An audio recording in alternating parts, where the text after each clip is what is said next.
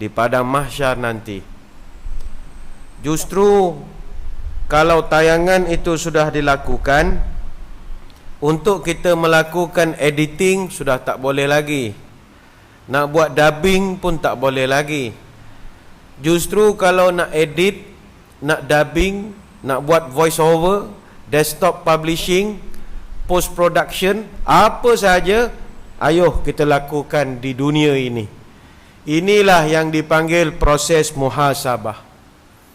Sebelum tayangan amalan kita ini dipaparkan kepada seluruh makhluk, eloklah kita edit dahulu di dunia ini. Mana yang bunyi-bunyi kurang enak, kita buat dubbing. Mana yang perlu penjelasan, dibuat voice over.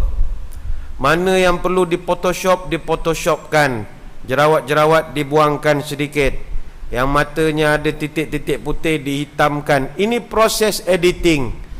Justru dalam kita nak menjalankan proses editing terhadap amalan kita ini, datanglah satu panduan agama. Dia panggil kaedah dia muhasabah. Muhasabah, satu proses kita nak edit segala amal ibadat kita. Apatah lagi, tak berapa lama akan datanglah bulan Ramadan Al-Mubarak, yang merupakan gelanggang untuk beribadah. Dalam soal panduan bermuhasabah yang merupakan tajuk pada kesempatan pagi ini, ada satu hadis dari Nabi SAW, hadis dari daripada Syaddad bin Aus radhiyallahu anhu. Nabi berpesan, al-kaisu man dana nafsahu wa amila lima ba'dal mauti wal ajizu man ittaba'a nafsahu hawaha wa tamanna 'ala Allah. Hadis hasan riwayat Imam At-Tirmizi.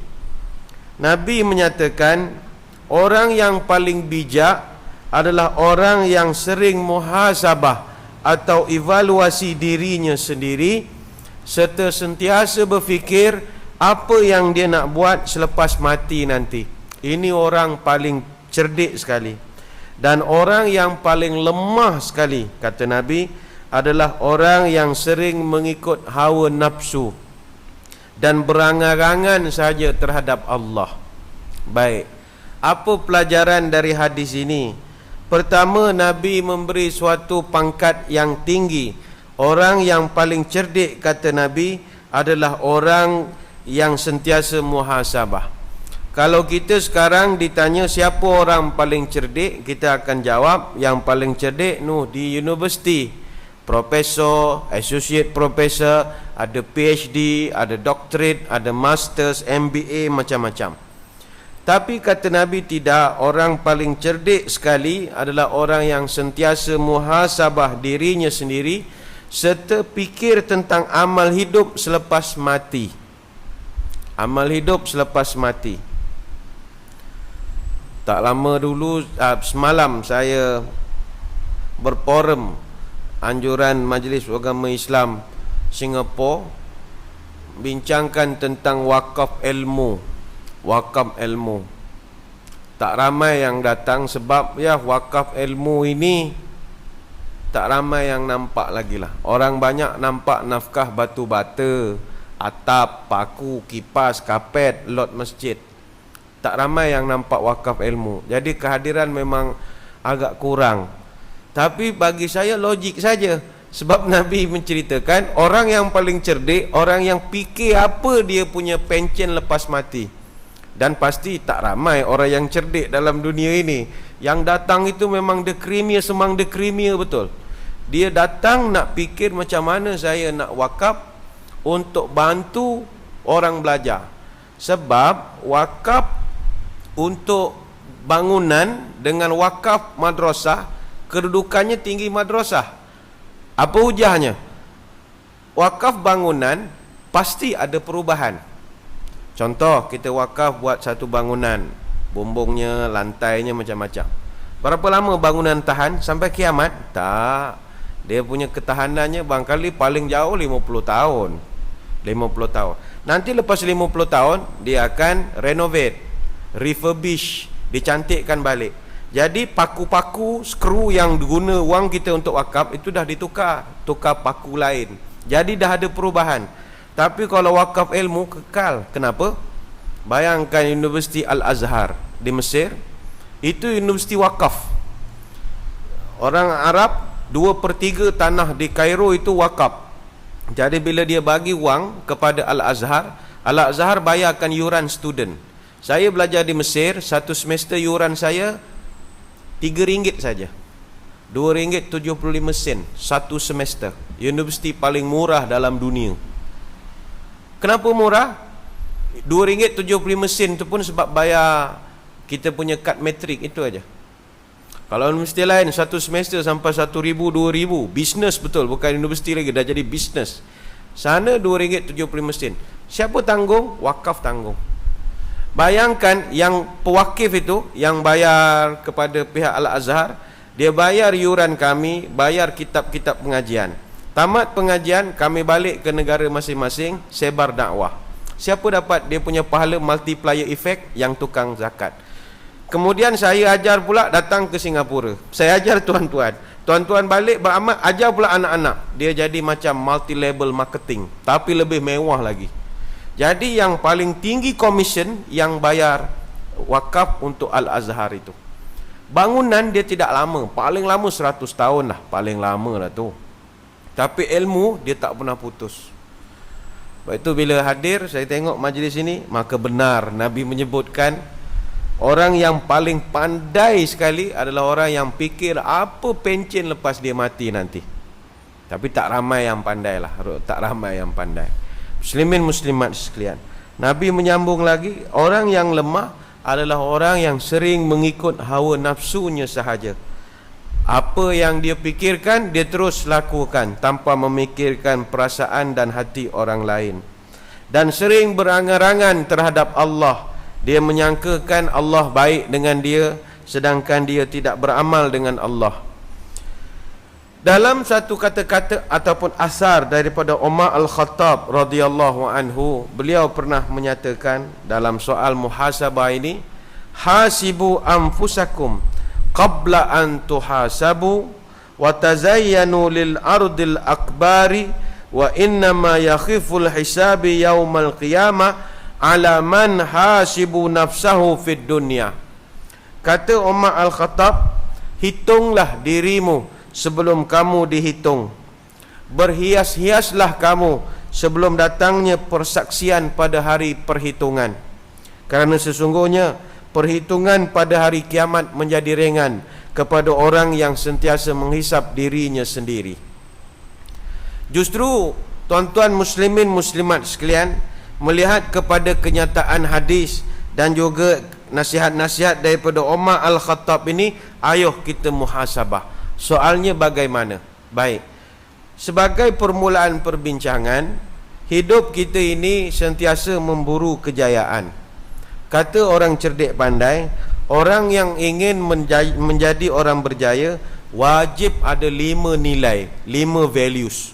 Kalau dia tak ada 5 ini, dia susah nak berjaya dalam apa juga bidang yang dia buat. Bisnes, pendidikan, apa sajalah. Pertama, kata orang cerdik pandai, orang yang ingin berjaya, nombor 1 dia kena ada ghayah. Ghayah ini artinya vision. Vision. Apa vision dia nak bawa? Contoh dalam konteks kita Masjid Al-Istiqamah. Apa visinya? Sudah pasti ada visionnya. Kita boleh lihat di belakang diletakkan apa mission and vision. Yang kedua, mesti ada ahdaf. Ahdaf ni kita punya planning. Kita punya planning. Orang yang gagal merancang, dia merancang untuk gagal. Planning. Ini ciri orang berjaya. Yang ketiga, takhtit. Takhtit ini artinya strategi. Strategi. Apa strategi untuk melaksanakan perancangan? Yang keempat, tatbiq. Tatbiq. Tatbiq artinya pelaksanaan, implement, pelaksanaan. Dan yang kelima, muhasabah, evaluation, penilaian, assessment, macam-macam lah istilah yang orang gunakan. Mesti ada penilaian. Hatta Nabi Ibrahim AS sendiri diriwayatkan ketika beliau membina Kaabah, disusunnya batu-batu Kaabah itu, dia tidak terus-terusan bikin siap, tidak. Dia buat satu label.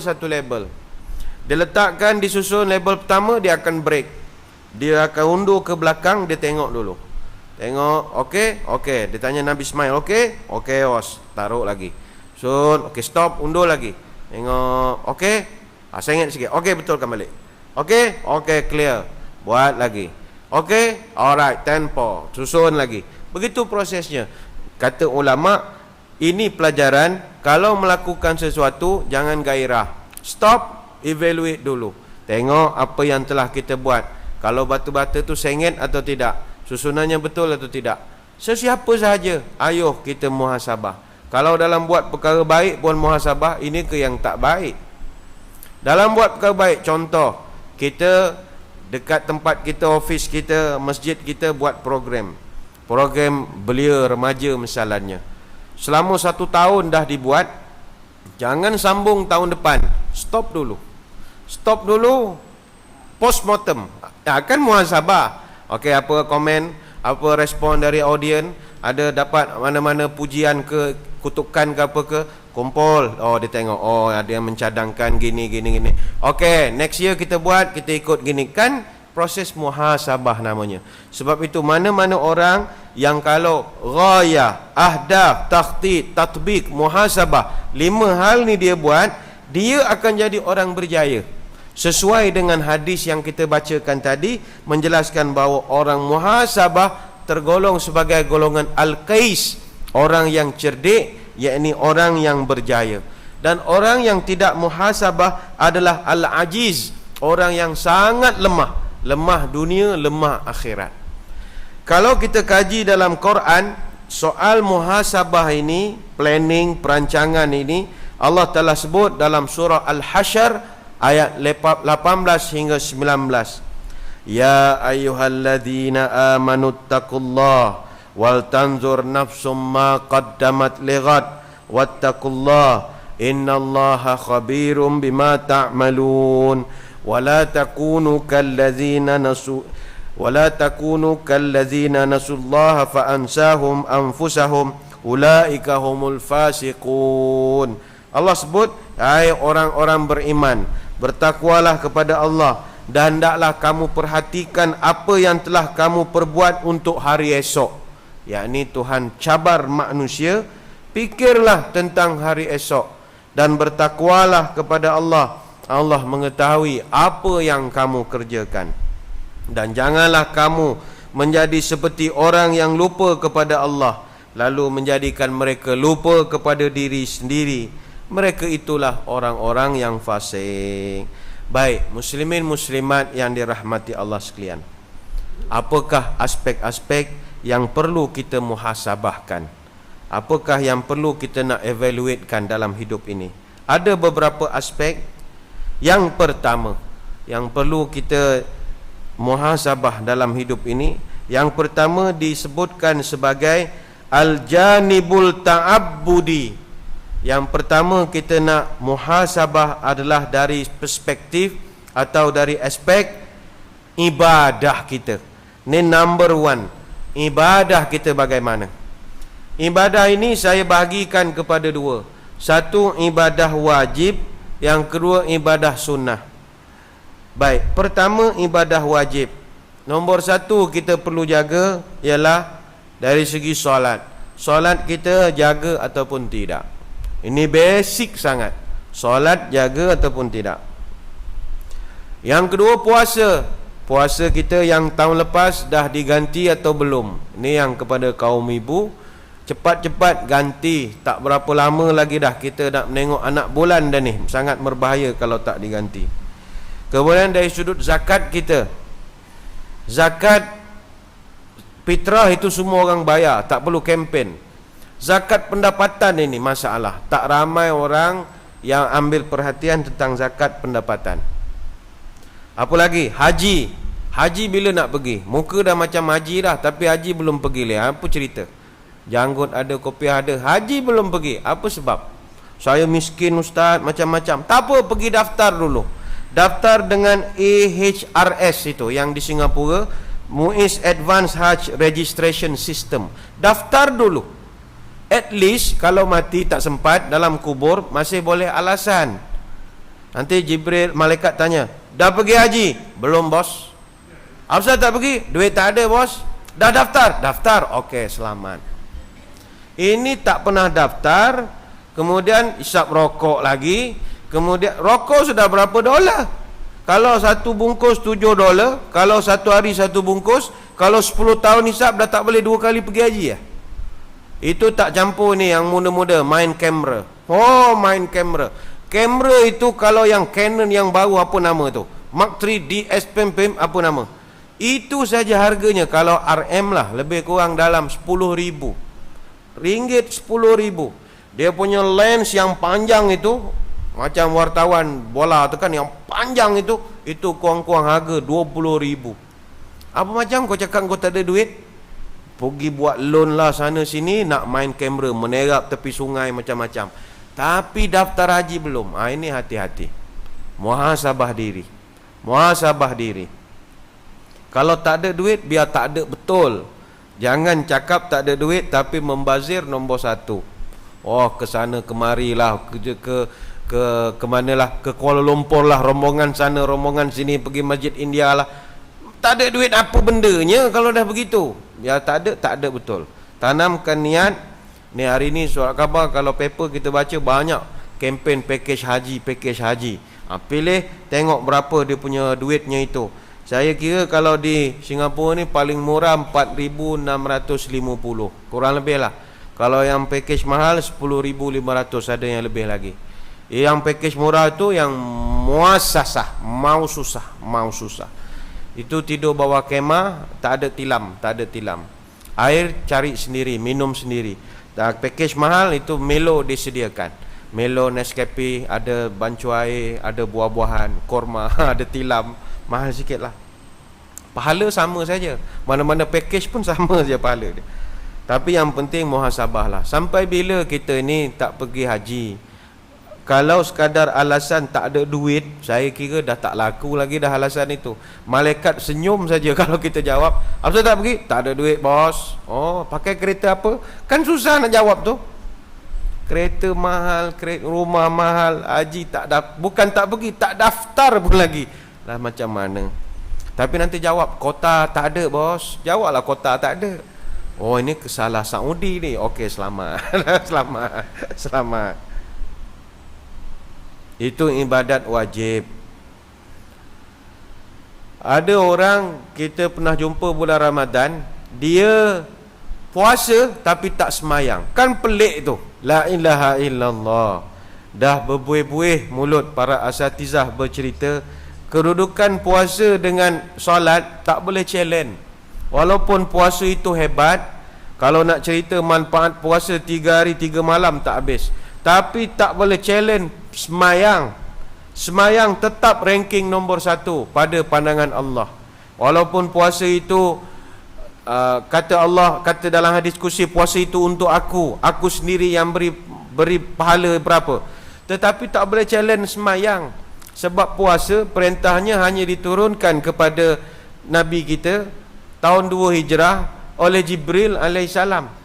Solat itu ambil sendiri. Sebab itu puasa kalau tak mampu masih lagi diberi kelonggaran. Semayang tak. Puasa kalau sakit tak payah puasa, sebab tak mampu. Kalau orang tua tak payah puasa sebab tak mampu. Tua yang tua pelupa, tua renta kita panggil, nyanyuk. Orang musafir tak perlu puasa. Orang apa lagi? Orang yang tak kemampuan, macam contoh belum akil balik, macam kanak-kanak tak mampu, tak apa, tak ada masalah. Tapi sembahyang tak ada kompromi. Budak kecil disuruh sembahyang. Kalau umur 7 tahun Nabi suruh sembahyang. Kalau umur 10 tahun dirotan kalau tak sembahyang.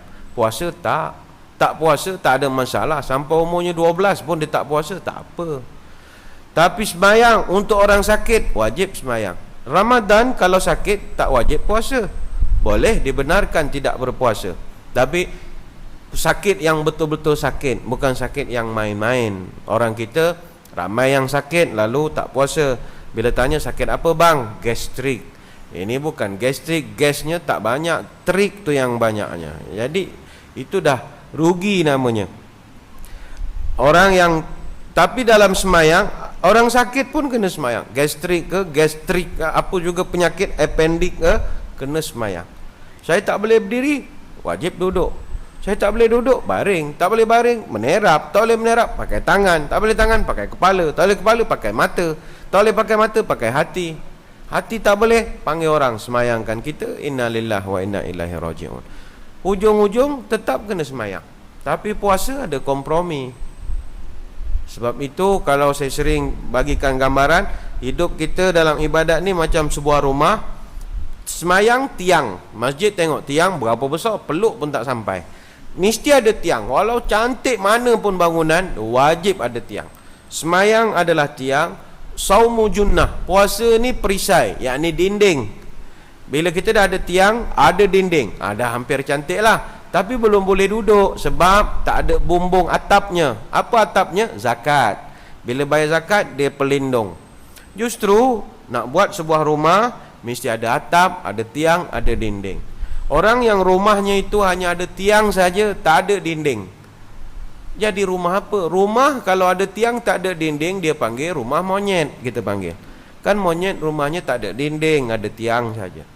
Rumah kalau ada dinding saja tak ada tiang, roboh. Dan rumah kalau ada dinding, ada tiang, tak ada atap, apa manfaatnya? Rumah manfaat untuk melindungi panas dari hujan dan macam-macam. Kalau tak ada atap, apa faedahnya? Justru semuanya saling kait berkait antara satu sama lain. Baik, yang pertama itu tadi, evaluate kita punya ibadat wajib, tip top ataupun tidak. Yang kedua, ibadat-ibadat sunnah atau ibadat nawafil ini, bagaimanakah kita telah lakukan sepanjang tahun ini? Bagus ataupun tidak? Checklist. Berapa kali tahun ini kita telah buat qiyamul lail? Berapa kali? Alhamdulillah, kita tik lah. Di masjid ni kita dah join, di Istiqamah pun kita dah buat. Alhamdulillah, melepasi kota yang sepatutnya. Yang kedua, kita cek solat duha. Ini antara yang amalan sunat yang sangat digemari oleh baginda Nabi SAW. Solat duha kita bagaimana? Yang ketiga, puasa-puasa sunat. Buat atau tidak? Isnin, Kamis, Ayyamul Bid, 13, 14, 15 setiap bulan. Itu dibuat tidak? Syakban ni dah puasa kata ataupun tidak? Tapi sekarang dah penghujung-penghujung Syakban ni tak perlu lagi dah. Awal-awal okey. Rajab puasa atau tidak? Tak puasa, roge. Next year kita puasa lagi. Kemudian apa lagi? Tilawatul Quran, baca Quran atau tidak? Lepas solat baca atau tidak? Berapa muka surat? 1 muka, 2 muka, 3 muka? Itu dinilaikan balik. Kemudian zikrullah, bagaimana zikir? Dilakukan zikir ataupun tidak? Zikir itu sambil duduk, sambil baring, sambil joget, sambil menari. Apa zikir yang kau buat? Sekarang banyak zikir nari menari, banyaklah. Kalau di Malaysia itu pening kita menengok zikir-zikir. Ya Hayu, Ya Qayyum, Ya Hayu. Dah macam apa Gangnam Style dah sekarang. Banyak yang pihak-pihak tanya, buatkan satu hukum macam mana peraturan zikir. Zikir dia tak ada yang statik. Sebab Tuhan sebut dalam Ali Imran, yang mengingatiku berdiri, duduk, baring, macam-macam. Tuhan sebut kan, yang sentiasa mengingatkan aku dalam apa juga situasi. Tapi orang sekarang dah bijak, dia joget pula lagi. Macam mana hukumnya? Subhanallah, subhanallah, subhanallah, subhanallah. Macam kita dekat kampung-kampung, masa tahlil itu adalah joget sikit-sikit. Bila dia duduk bersila, afdalul zikri fa'lamu annahu la ilaha illallah. Tapi sambil duduk, la ilaha illallah, la ilaha illallah, la ilaha illallah. Itu biasa. Sekarang sambil berdiri, la ilaha illallah, la ilaha illallah. Macam-macam. Tak apalah, yang penting zikrullah. Jangan bercampur lelaki perempuan. Jangan membaca selain daripada zikir. Itu yang mustahaknya. Dan jangan cari populariti. Zikir ramai-ramai masuk YouTube. Apa faedahnya? Sendiri-sendiri cukup lah. Cuma nak kejar ranking semua. Ini masalah ya. Zikir kita banyak atau tidak. Dan infak sedekah. Berapa banyak yang telah kita buat. Saya sering dah sebutkan, Kalau kita nak semangat buat ibadat sunat, pegang satu prinsip. Sunat ini apa artinya? Sunat adalah amalan yang kalau kita buat berpahala, kalau tak buat rugi. Baru dia akan datang gairah. Selama ini kita jarang ibadat sunat sebab kita salah pegang definition dia. Selama ni kita pegang sunat adalah amalan yang kalau buat dapat pahala, tak buat tak apa. Ada masalah. Bila tak apa, memang sampai bila-bila tak buat. Ubahkan ibadat sunat adalah kalau kita buat berpahala, tak buat rugi. Apa contoh? Puasa sunat Isnin Khamis. Siapa yang buat pahala, tak buat rugi. Maka selama ni kita tak puasa sunat Isnin Khamis sebab kita pegang kaedah tak buat tak apa. Ini salah. Tak buat rugi. Apa lagi? Baca Quran lepas salat, itu sunat. Kalau buat dapat pahala. Siapa tak baca Quran rugi. Apa lagi? Poligami misalnya. Siapa yang poligami dapat pahala, tak poligami rugi. Itu saja, tak ada apa-apa, rugi sajalah. Rugi kepada yang lelaki lah, yang perempuan tak rugi. Tak rugi. Selesai al-janimul ta'abbudi.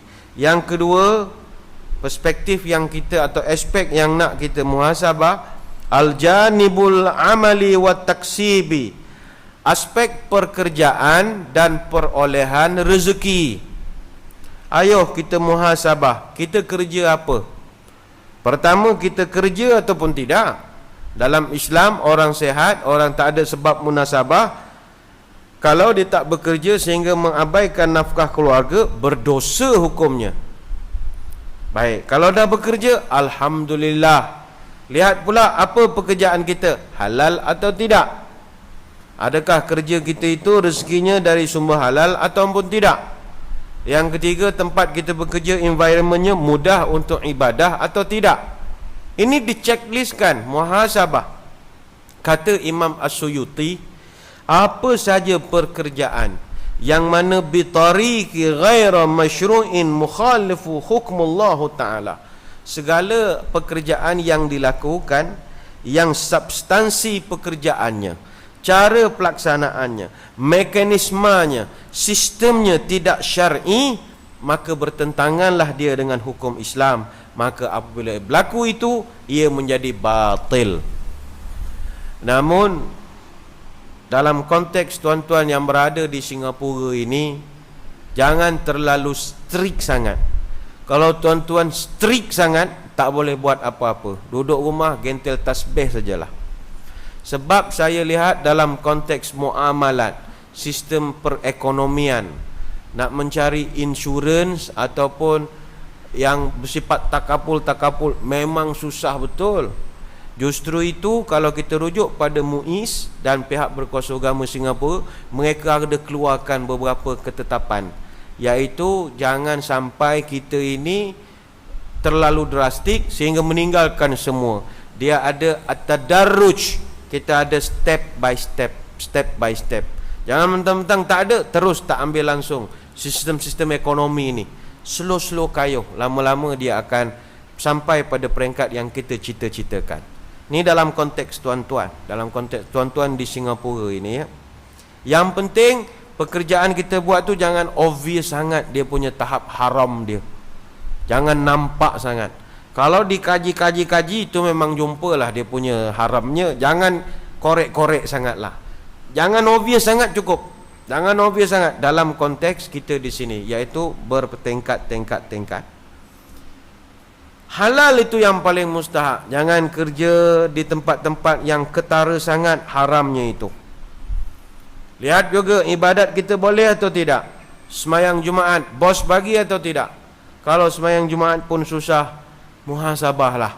Mungkin sudah sampai masanya kita tawakal pada Allah. Ya Allah, aku perlu cari pekerjaan yang paling mustahak untuk cari kebahagiaan akhirat.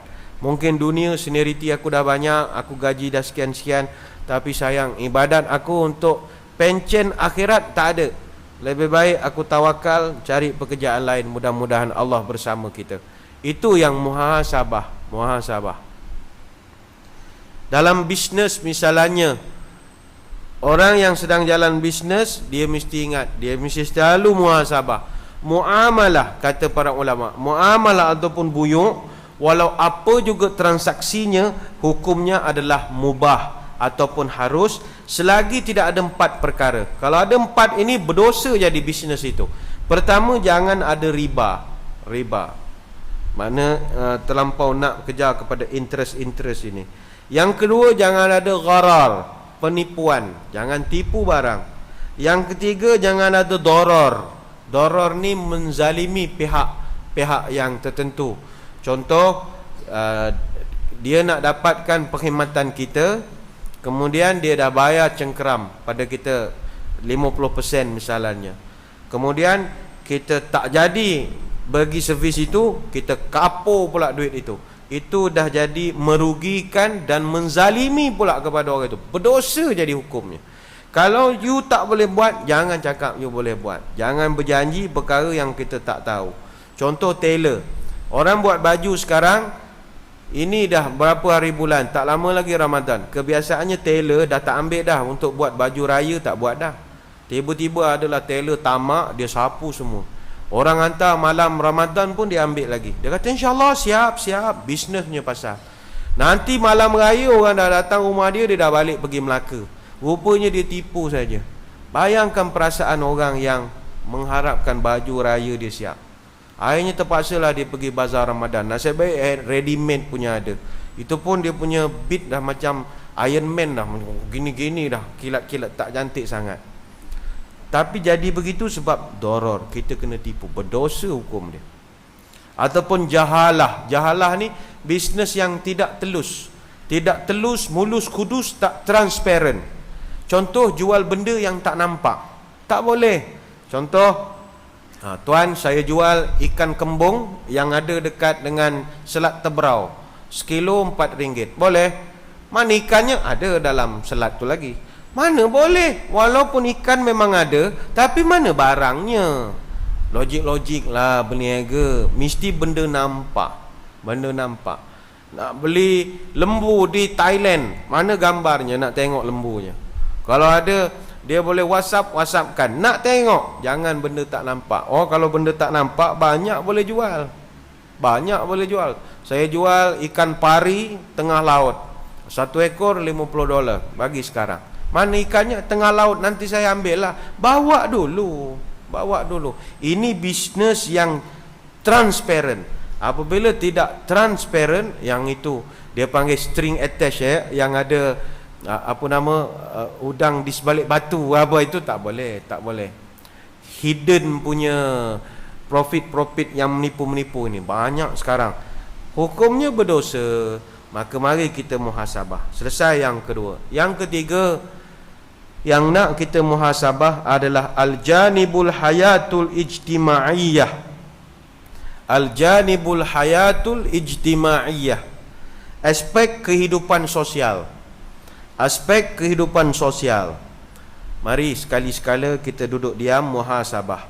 Bagaimanakah hubungan kita, muamalah kita dari segi akhlak, perlakuan, moral, adab kita sesama manusia. Bagaimana hubungan kita dengan jiran kita? Ini dah sering kita bincang. Dengan jiran kita, adakah hak-hak mereka kita tunaikan? Dengan rakan-rakan, colleagues kita yang di office, subordinates kita, kita punya superior kita, macam mana hubungan kita dengan mereka?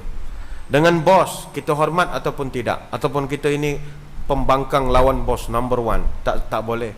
Bos wajib taat. Bos mesti taat. Rules number 1, boss is always right. Itu dalam bisnes, dalam pekerjaan. Rules number 1, boss is always right. Rules number 2, if the boss wrong, go back to rules number 1. Faham ya?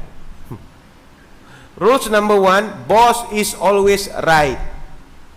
Rules number 2, if the boss wrong, go back to rules number 1. Ikut mana? Boss always right. Prinsip kita bekerja dengan orang, never say no.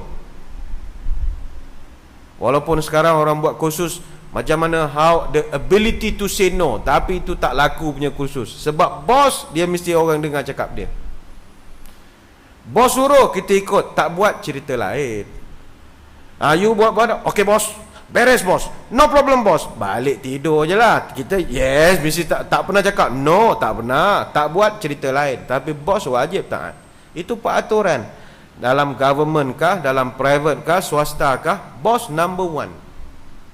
Oh, saya tak boleh ikut peraturan ini, tak payah makan gaji dengan orang, buat bisnes sendiri, jadi bos.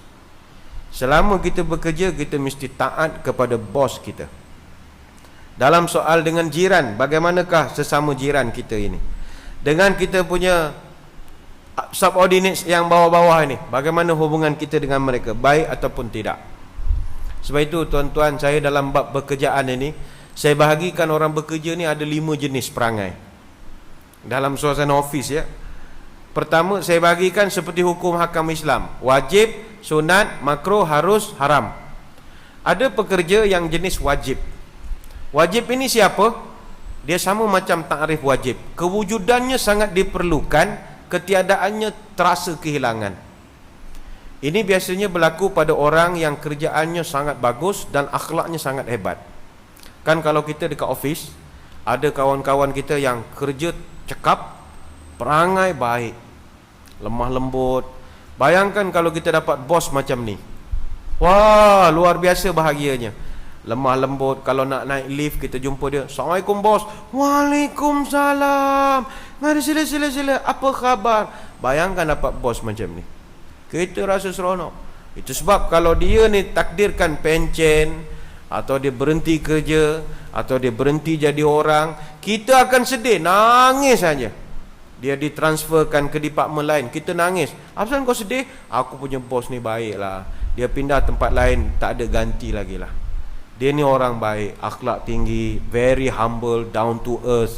Walaupun dia bos, dia dengan budak-budak tak dapat ganti. Kan kita ini dah jadi tahap wajib. Tapi ada bos jenis sunat saja. Sunat ini artinya kewujudannya sangat diperlukan, ketiadaannya tak terasa kehilangan. Kenapa? Dia kerja bagus, tapi daripada segi akhlak kurang. Kan banyak bos passion begini, dia jenis bossy, orang panggil kan. Muhasabahlah, jangan bossy sangat.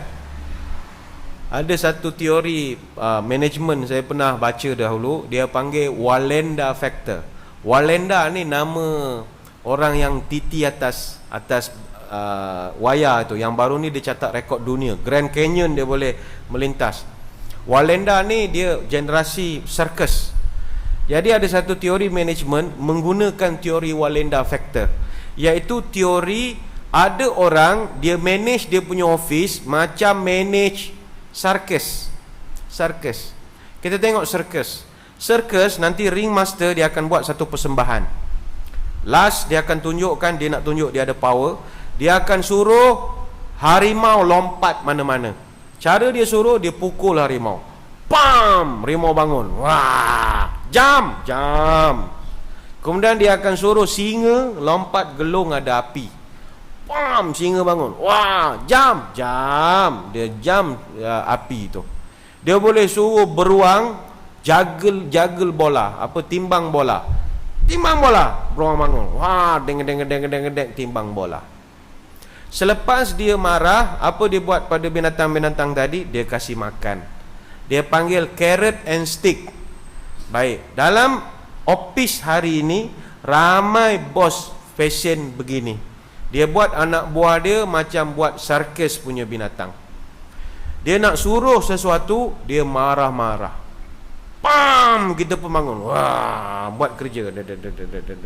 Nanti dah selesai marah, dia pergi dekat kita, dia ajak kita, dia main janggut. Dah minum? Belum. Ambillah $10, pergi minum. Thank you bos. Tadi kita marah, tapi dah dapat $2, $5, tak jadi marah. Apa sebab? Ini bos jenis sunat saja. Kalau orang tanya, kau seronok kerja dengan dia? Seronok. Kalau dia berhenti, kau okey? Okey je. Kenapa orang okey? Sebab dia sunat sajalah, average saja. Dia tak ada akhlak dengan orang. Ada orang jenis ketiga, kita panggil dalam bekerja ini orang kategori harus. Harus ni apa artinya? Datang tak menambah, pergi tak mengurang. Wujuduhu kal adam, umpama melukut di tepi gantang. Bukan melukut lagi dah, habuk saja tepi gantang, dah macam tak nampak. Ada macam tak ada. Kan dalam office kita banyak orang begitu. Department dia dulu kosong, tak ada orang. Dia masuk dah setahun, macam itu juga department. Tak ada perubahan, macam tak ada orang saja. Seolah-olah tak ada guna dia duduk pos itu. Kan banyak kes ini, dia panggil harus.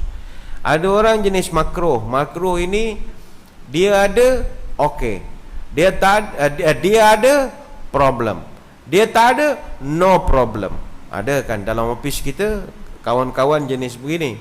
Yang jenis yang kelima, haram. Haram ni kewujudannya merugikan organisasi, ketiadaannya sangat diharapkan. Oh, itu yang paling teruk sekali. Akhlaknya kosong, hubungan dengan sesama kawan-kawan sekerja pun teruk, kerjanya bodek bos saja. Jilat atas, pijak bawah, siku kiri kanan, kawan jadi lawan, lawan jadi kawan. Ini masalah. Yang penting dalam hubungan kita sesama manusia ini, tak kiralah di pejabat, di rumah, di dalam masyarakat, apa saja, jagalah akhlak kita. Akhlak ni benda paling cantik sekali yang manusia boleh tonjolkan. Kenapa orang suka benda cantik? Sebab naluri manusia suka kecantikan. Sebagai contoh, bunga. Bunga benda cantik, sebab itu orang suka. Perempuan pakai baju kurung, semua gambar bunga. Tak ada gambar cawan, gambar botol, mikrofon, tak ada. Gambar mesti bunga. Keliling rumah kita, kita tanam bunga. Pentas-pentas ceramah forum, kalau buat di Singapore Expo, semua orang taruh bunga. Orang tak taruh periuk belanga apa, tak ada. Orang suka benda itu. Bahkan kita yang laki-laki pun, walaupun taklah lembut jiwanya, tapi kalau dengan bunga kita senang. Sebab itu dalam kereta kita letak pewangi-pewangi. Mau wangi lah, kita suka bunga. Kalau tak rupanya pun harumannya itu. Itu nature seorang manusia, suka benda cantik. Jadi cantikkanlah akhlak. Banyakkan senyuman bertemu dengan orang. Bak kata orang muda sekarang, kita ini muka kita mesti shine bright like a diamond. Kata budak-budak sekarang, mesti shine bright like a diamond. Shine bright like a diamond. Orang pencen dia dah tak tahu dah apa maknanya. Yang muda-muda dia faham. Mesti shine bright like a diamond. Tengok diamond macam mana dia punya shining dia. Jadi itulah muka kita macam diamond juga. Mesti senyum saja bila jumpa dengan orang. Itu yang ketiga. Yang keempat, al-janibud da'wah. Al-janibul da'wah. Aspek keempat adalah aspek dakwah. Ayo kita muhasabah. Sekali-sekala kita berfikir, bagaimanakah kerja-kerja dakwah kita telah lakukan, buat ataupun tidak. Memang tak nafikan, ada orang dia mengata, saya ustaz, saya nak dakwah macam mana? Saya tak pandai ceramah. Kalau saya pandai syarahan, saya dakwahlah. Jangan. Dakwah bukannya percakapan. Percakapan salah satu saja kaedah dakwah. Dakwah ini termasuklah juga body language. Dia panggil sebagai dakwah bilhal. Contoh, kalau kita nampak budak-budak yang duduk-duduk tak nak semayang maghrib lagi, tak mesti tuan-tuan puan-puan pergi dekat dia bagi tazkirah. Tak perlu. Adik-adik sekalian, sesungguhnya Allah Subhanahu wa taala meletakkan semayang sebagai kefarduan. Siapa nak dengar budak-budak? Masjid bolehlah cakap macam ni. Kalau budak-budak tak perlu cakap begitu. Itu sebab kalau ada jual di pasaran t-shirt. Sekarang ni t-shirt, orang dakwah pakai t-shirt. Dulu kita selalu beli t-shirt gambar-gambar yang tak ada faedah. Gambar itu, gambar ini, tak ada makna. Sekarang orang dah jual t-shirt yang printing tulis kalimat dakwah. Tulis pada baju, sudahkah anda solat? Simple saja. Tapi bila kita pakai, melintas di kawasan orang yang belum semayang, dia terpukul loh. Alamak. Padahal kita tak cakap pun, baju kita saja bercakap. Ada pernah saya semayang satu masjid, rasa kat Singapura rasanya, budak muda pakai t-shirt. Dekat belakang dia t-shirt ada tulis, if you can read this, then you not khusyuk. Budak ni pandai-pandai pula dia. Macam kereta kan, you can read this, you close sebenarnya, please keep your distance. Sama lah Mamat ni, dia pakai t-shirt, dia pergi sembahyang, dia duduk soft depan. If you can read this, then you not khusyuk. Amboi, bukan main pandai budak ni. Dia tahu kita tak khusyuk lah sebab baca dia punya baju, bukan? Itu dah mengejek namanya. Tapi bagi saya ni baguslah dakwah. Sebab itu saya cadangkan kepada masjid, dia ada biro belia ke apa ke, nanti buat satu program, buat t-shirt dakwah. Saya kira ramai orang nak belilah, mesti orang suka punya. Buat satu t-shirt hitam, t-shirt putih, kita stampingkan, tulis, printingkan atas itu. Macam jangan bahasa kasar sangat, bahasa lembut-lembut lah. Hai kak, tak nak bertudung ke? Kita tak niat siapa-siapa, pakai aja. Pakai sambil jalan-jalan, pergi Orchard, pergi mana ke, Scott Road ke mana ke, ramai orang sana-sana, orang pelik-pelik. Jadi bila dia nampak, dia rasa macam terpukul. Kita tak cakap, dia sendiri baca. Itu kaedah. Saya kira dakwah ini bukanlah hanya syarahan ataupun ucapan-ucapan yang sebagaimana disampaikan oleh kebanyakan daripada asatizah. Ianya lebih daripada itu. Di Kuala Lumpur dulu ada penganjur bagi saya satu hadiah t-shirt. Dia tulis itu tentang solat saja, banyak. Dia ada buat solat, dia ada buat puasa, dia ada buat zakat, sedekah, aurat. Macam-macam lah, kita boleh pilih mana-mana dan kita pakai. Dan baju tu orang perempuan pun boleh pakai, sebab dia ada buat yang labuh punya. Ada tulis lah, ada tulis ingat Allah, think Allah, macam-macam. Bila kita pakai, dia jadi medium dakwah dan tak perlu pening-pening lagi. Macam Ramadan nanti, kita buat t-shirt, tulis itu, sudahkah anda solat maghrib? Pakai pergi bazar Ramadan. Orang ramai meniaga, gairah bisnes, lupa nak sembahyang maghrib. Kita dakwah lah, tak payah cakap pun, pakai saja. Yuk solat tarawih, yuk. Jadi begitu. Jadi dapat pahala dakwah. Teringat saya Nabi Musa alaihissalam. Nabi Musa ini, dia diberikan wahyu, diberikan amanah untuk dakwah. Nabi Musa hampir letak jawatan. Apa sebab? Nabi Musa ini dia tak boleh cakap, dia tak boleh dakwah kerana lidahnya cacat. Kan Nabi Musa terkenal doanya sampai sekarang, Rabbi syrah li sadri wa yassir li amri wahlul 'uqdatam min lisani yafqahu qawli. Tolong bukakan belitan pada lidahku ini. Nabi Musa tak pandai ceramah. Sebab itu Nabi Musa, dia pembantunya Nabi Harun. Harun yang bantu banyak dia untuk menjalankan kerja dakwah. Namun disebabkan dakwah adalah tanggungjawab, dia tak tinggalkan kerja dakwah. Cuma dia minta dengan Tuhan, Tuhan, bagi aku satu alat yang boleh bantu aku dakwah. Tuhan bagi dia tongkat. Tongkat itu tongkat Nabi Musa sendiri, tapi diberikan mukjizat. Hanya dengan tongkat dia boleh berani dakwah sampai ke istana Firaun. Dengan tongkat saja, bukan dengan pidato yang berapi-rapi. Artinya kalau tuan-tuan puan-puan tak boleh syarahan ceramah sekalipun, gunakanlah tongkat-tongkat kita. Apa tongkat kita? iPad, iPhone, Galaxy Tab, la ilaha illallah. Itulah tongkat kita. Saya fikir kalau Nabi Musa ada iPad, wah, sampai Amerika dia dakwah. Kita kan ada itu. Berapa banyak orang yang post dalam Facebook dia perkara yang bermanfaat, berbanding dengan lepas masak ambil gambar hantar Facebook. Asal goreng telur mata je, hantar. Lah apa faedahnya?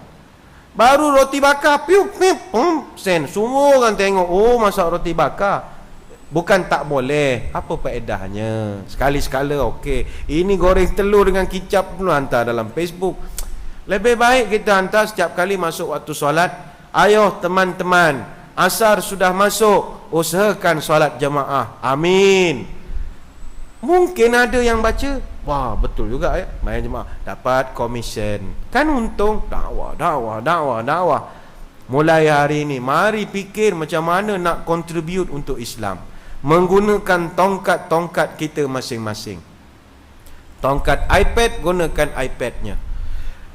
dalam Facebook, dalam Twitter, dalam apa sahaja boleh kita gunakan untuk mengajak orang kepada kebaikan-kebaikan. Nabi Musa pakai tongkat saja. Tongkat saja. Kita lebih daripada tongkat kita miliki, ya. Kemudian yang kelima, yang menjadi aspek atau perspektif yang kita nak muhasabah, ni saya kira yang terakhirlah. Al-janibul ismi waz-zunub, iaitu aspek dosa yang pernah kita buat. Dosa yang pernah kita buat. Muslimin muslimat yang dirahmati Allah, jujurlah kita jawab kalau saya bertanya, siapa sepanjang hari ini bermula pagi tadi sampai sekarang tak ada buat apa-apa kesalahan langsung? Berapa orang di kalangan kita sepanjang semalam tak ada buat apa-apa kesalahan langsung? Siapa di kalangan kita sepanjang minggu lepas tak pernah buat apa-apa kesalahan langsung? Mustahil. Selama mana kita ni manusia, kita mesti buat kesalahan. Kullu bani Adam khata' wa khaira khata'inat tawwabun. Setiap yang namanya anak Adam, maknanya dia bukan dari keturunan buluh betung, maka dia mesti buat salah. Tapi kata Nabi, yang paling baik di kalangan mereka itu adalah yang sedar daripada kesalahan itu dan kembali ke jalan Allah. Marilah kita ambil iktibar. Beberapa hari yang lepas negara kita telah pun diuji dengan Allah yang berupa asap yang sangat luar biasa. Luar biasa sekali asapnya. Jarak penglihatannya itu hampir tak nampaklah apa yang ada di hadapan kita. Dengan sampai dalam rumah boleh bau bahan bakar itu, macam orang bakar sampah, bakar daun sampai dalam rumah. Bagi orang yang berfikir daripada sudut ilmu, dia akan bilang, oh ini berlaku kerana masalah lapisan ozon telah menipis, lalu menyebabkan proses detoksifikasi, menyebabkan racun-racun bertebangan, toksit berlaku. Itu penilaian alam sekitar. Tanya kepada orang-orang yang duduk di bahagian kebakaran, oh ini kerana kebakaran yang sedang berlaku di Riau, kerana masalah untuk membina ladang-ladang baru, yang membakarnya juga adalah orang Indonesia, tapi yang tauke-taukenya semuanya dari Malaysia dan Singapura. Macam-macam. Ini bangau lah semua, ya. Tanya pula kepada seniman, kepada penyair-penyair. Dia bilang, ini mungkin alam mulai enggan bersahabat dengan kita. Tak percaya, tanyakan pada rumput yang bergoyang, kata Abid Jiadi. Falsafah aja kerjanya. Tapi mari kita tanya agama, tanya hati nurani kita sendiri. Kenapa diuji begini? Kadang-kadang tak boleh nafi kerana masalah kita juga. Masalah kita juga adalah peringatan-peringatan yang Tuhan nak berikan kepada kita. Sebab itu di zaman Omar bin Abdul Aziz pernah berlaku satu zilzal ataupun gempa bumi di Madinah ketika itu. Ketika berlaku gempa bumi, maka mesyuarat jawatan kuasa bencana alam bincang macam mana nak kawal masalah ini. Apa jawab Omar bin Abdul Aziz? Begini, dia buat satu perkeliling sekela, dia hantar ke seluruh tanah air, masjid-masjid, kepada pegawai-pegawai di daerah-daerah. Apa dalam kata-kata dia itu? Dia kata, wahai umat Islam, ayo kita bertaubat. Hanya dengan bertaubatlah segala musibah akan lari dari kita. Cuba kita tengok, apabila berlaku saja ujian yang berupa jerubu-jerubu ini, selain daripada ikhtiar kita benihkan awan, hujan, tipu, macam-macam lah, kita bantu kebakaran. Proses rohani yang dijalankan di masjid-masjid, jangan nafi memberi kesan.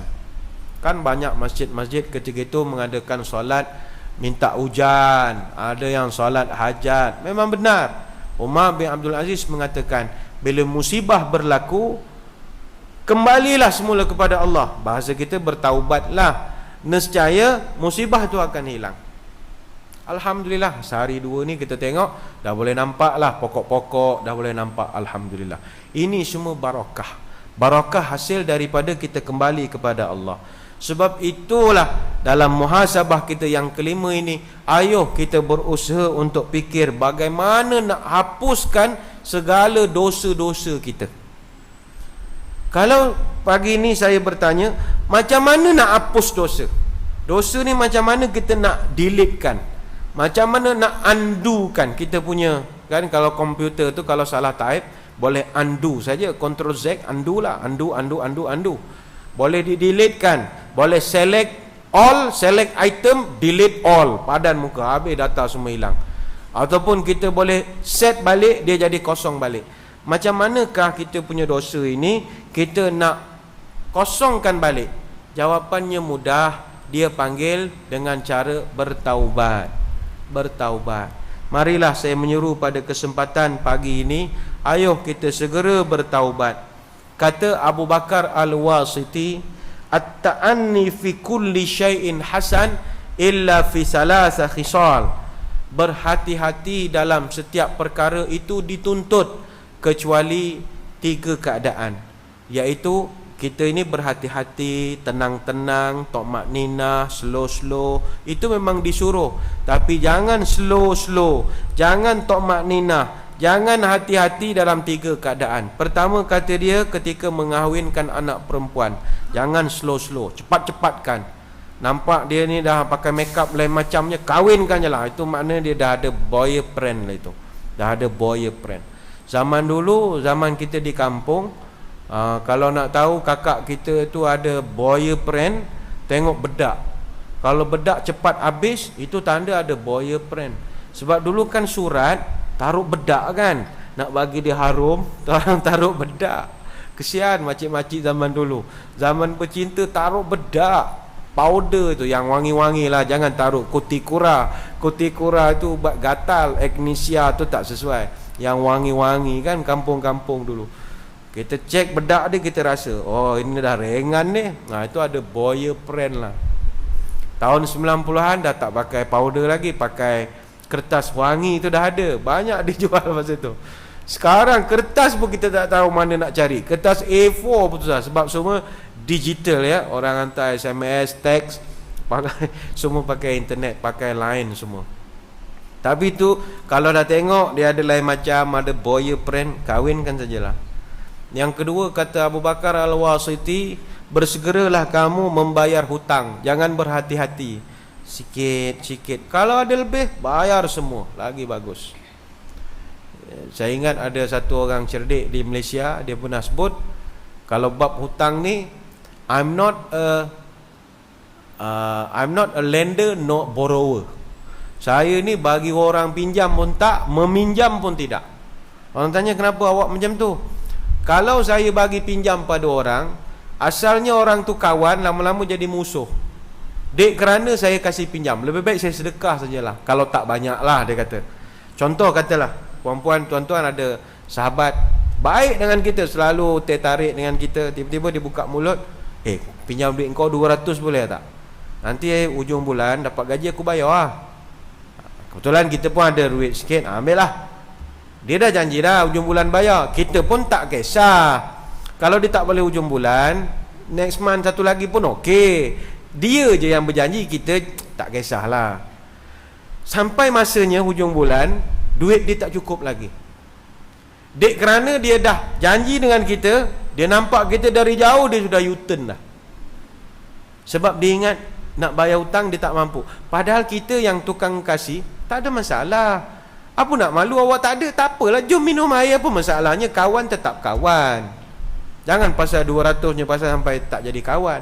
Tapi orang yang berhutang sudah pasti nampak kita U-turn, nampak kita ikut tangga lain, nampak kita naik lift lain. Sebab 200-nya pasal, hanya kerana 200 hilang kawan. I'm not a borrower, no lender. Pinjam orang pun tidak, meminjam pun tidak. Siapa nak, kalau aku mampu aku sedekah sajalah. Nanti kalau janji-janji sangat, jadi putus sahabat. Masalah ya.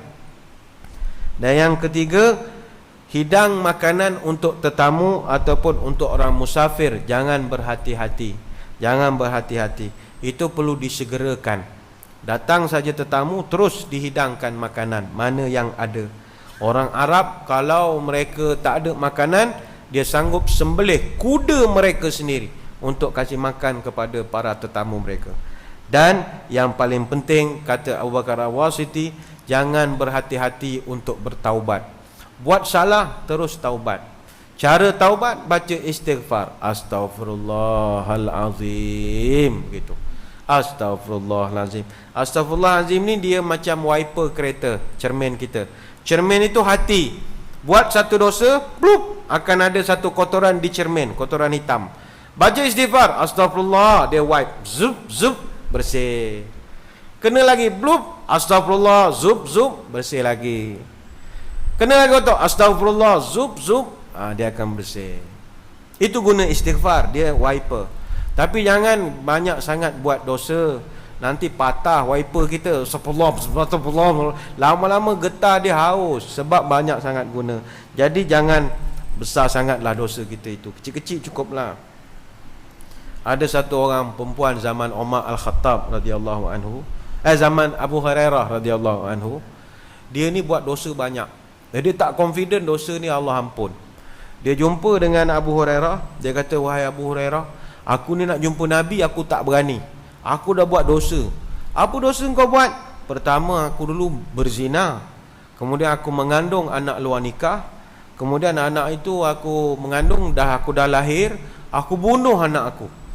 Aku tanam hidup-hidup. Apa pendapat kau, wahai Abu Hurairah? Abu Hurairah bila dengar perempuan ni mengaku begitu, dia kata, halakti wa ahlakti wallahi ma laka minat taubah. Kamu ni memang hancurlah, kamu ni dah. Memang hancur lebur. Tak ada harapan. Tak ada harapan. Tuhan tak akan terima taubat kamu. Berapa dosa kau buat? Kau bunuh orang, kau zina, kau hamil anak haram. Apa perempuan kau ni? Kalau kita pun cakap begitu juga kan. Datang anak saudara ke sepupu kita ke, bang, aku ada dosa besar, aku dah zina, aku mengandung. Apa jawapan kita? Astaghfirullahalazim. Kalau kita lah.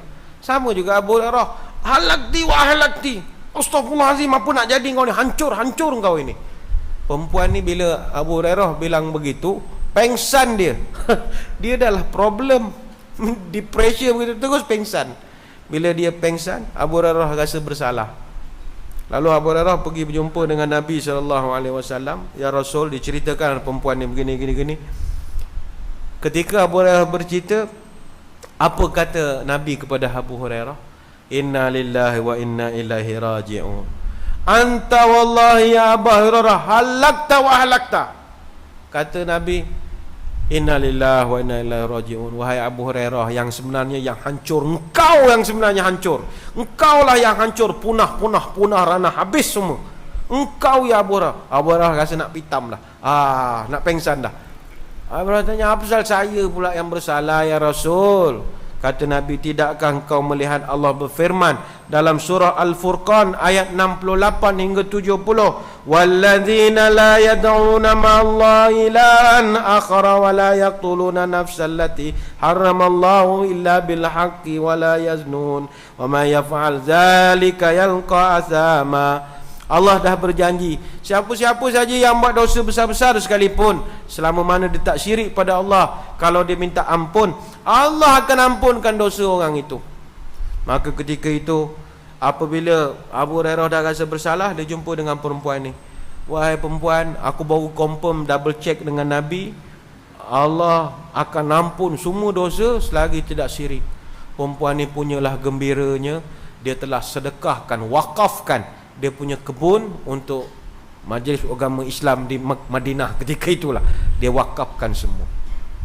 Jadi tidak ada dosa yang terlalu besar pada pandangan Allah. Mintalah ampun. Saya fikir di sini tak ada tuan-tuan puan-puan yang pernah zina sampai ngandung anak nikah, bunuh pula anak. Tak ada. Bunuh-bunuh tak ada. Kita kucing pun kita tak tergamak nak tikam. Ini kan anak kecil. Jadi taubatlah, tak ada masalah. Taubat. Jadi mudah-mudahan 5 perkara ini kalau dapat kita muhasabah, percayalah kita akan mendapat kejayaan, bukan sekadar di dunia, bahkan di akhirat. Sekadar itu sembang-sembang pada kesempatan sesi santai ilmu kita pagi ini.